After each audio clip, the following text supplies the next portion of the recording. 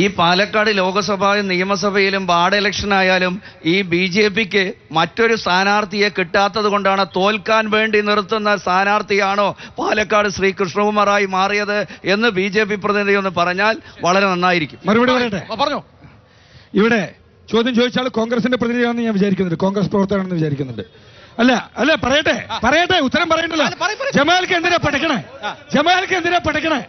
ഇവിടെ BJPയെ സംബന്ധിച്ചിടത്തോളം ഞങ്ങളുടെ പാർട്ടി 2000 മുതൽ പഞ്ചായത്ത് തെരഞ്ഞെടുപ്പിൽ 2020 വരെ മത്സരിക്കുന്നുണ്ട് കൃഷ്ണകുമാർ.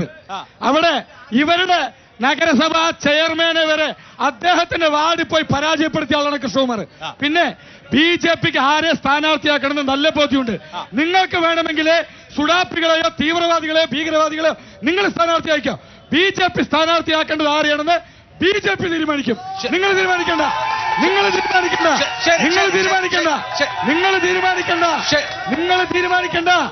BJPക്ക് ആരെ സ്ഥാനാർത്ഥിയാക്കണമെന്ന് BJP തീരുമാനിക്കും. അദ്ദേഹം 5 തവണ പാലക്കാട് നഗരസഭയിലെ നിങ്ങളുടെ ചെയർമാനെ ഉൾപ്പെടെ PV രാജേഷ് ഉൾപ്പെടെ ഇവിടുന്ന് പറപ്പിച്ച ആളാണ്. എന്നിട്ടാണ് നിങ്ങൾ പറയുന്നത്.